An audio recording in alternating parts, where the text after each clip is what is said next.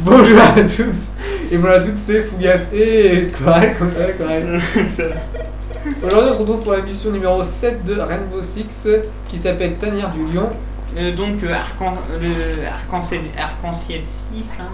Alors c'est du pain. Mais putain, mais arrête de faire n'importe quoi là. Donc Tanière du Lion, elle s'appelle. T'as pas une petite anecdote sur les lions? Attends, pas tout de suite. Pas tout de suite. Oh là là, je crois qu'il me l'avait tué. Inutile. Non, c'est bon, tout le monde est mort, Bah, évidemment, hein, c'est sûrement que ça retombe. Ça retombe toujours sur les plus faibles, c'est ça. Bon alors, t'as pas une anecdote sur les lions? Attends, ta gueule, je bute lui, et Ah, après... il est dans la mosquée, t'as vu? Hein, Il est dans le Coran. Il était dans le Coran, l'autre. en plus, le pire, c'est que tu te crois drôle, tu vois. Moi, quand je vois ta gueule, là, hein, qu'il se croit drôle, hein, il se prend pour la vedette. Moi, je te dis, la Diaz Family sans Poirel, c'était rien. Ouais, je préfère être franc avec toi. Je veux pas te faire pleurer, tu vois. Ça me fait penser, j'avais regardé une fois, là, le truc des anges de la télé-réalité. Une fois. Non, t'es passé- les ch'tis à Las Vegas. Et il y avait un mec, il voulait être DJ. et tu vois, ça avait l'air d'être le gros lourdingue, tu vois, qui aimait bien vanner ses potes et tout. Et un jour, il y en a un, et ben vu que c'est sa meuf qui n'arrêtait pas de faire chier, et ben il est arrivé vers le mec, il a fait: écoute, Charles, t'es une grosse merde, tu me le prends pas mal, mais ce que tu fais c'est de la merde, tu seras jamais DJ. Ouais, c'était marrant. Allez, passe devant, t'as deux vies. Bon, tu sais pour tirer dans le mur.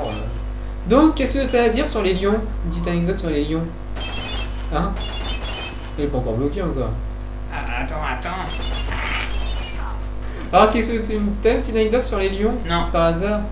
Non, Moi, est-ce que je peux la raconter, mais on la raconte ensemble, d'accord? Ouais, d'accord. Alors, dans un couple, Non, putain. Dans une tribu. dans une tribu. C'est ça le début. Dans une tribu. Mais j'ai vu où? Il m'a vu juste le parce que je vois aussi. Dans une tribu, il y a un lion, un lion mâle dominant, celui qui a la crinière.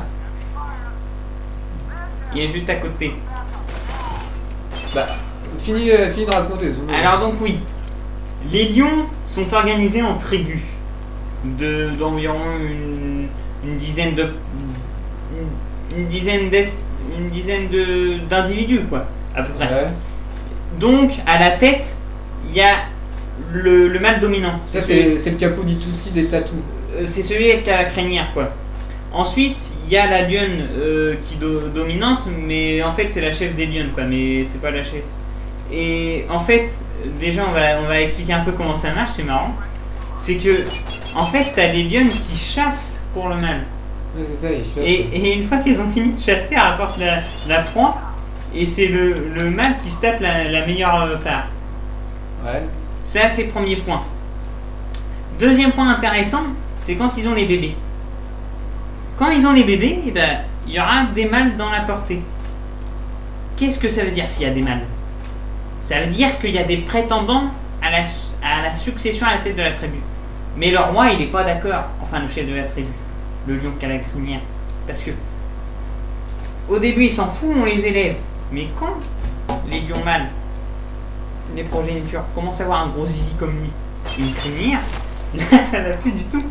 Et donc, il se bat avec, et le perdant, soit il crève, ou soit il est éjecté de la tribu.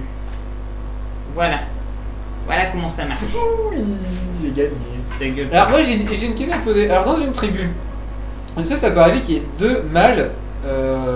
Donc, t'as le dominant, mais est-ce qu'il y a des fois un mâle, mais un vieux mâle, enfin, qui a une crinière, tout ça, où t'es obligé d'avoir que un mâle? Il y a tout le temps un mâle dominant, je crois. Mais après, ça peut arriver qu'il y ait un mâle adulte. les lions qui sont éjectés se regroupent en tribus aussi, eux, de mâles, D'accord.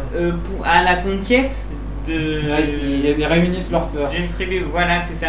Et donc, c'est comme ça qu'après, il y en a un qui devient chef à la place du chef. quand les chefs sont trop vieux.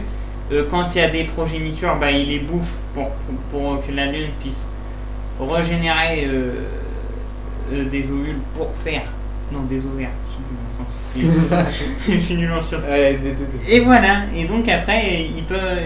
Parce que ce qui est important pour le lion, c'est d'avoir de la descendance.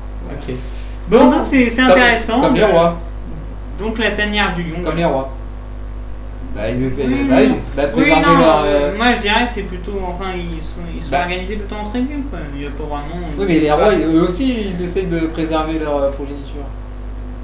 Enfin, dès qu'ils conquièrent un royaume, ils vont pas bouffer les enfants de l'ancien roi pour baiser la reine. Bon, on vous dit au revoir. J'espère que cette émission vous a plu. Vous avez pu voir mon skill, bien sûr. On dit au revoir et à la prochaine. Enfin, moi je me suis sacrifié pour lui, j'y suis allé à la barbare. Non, c'est dans la mosquée que tu t'es fait tuer. Ah non. Ah non, t'as vu comment tu t'es fait tuer? S'il y en avait un en haut. Quel noob. Bon, allez, tchuss. Oh bah ta gueule, hein. Et bisous à Fidèle et à Raoul. On vous embrasse les gars. Vous faites du bon boulot. Tu les embrasses. Non, toi aussi. Non. Toi aussi. Non.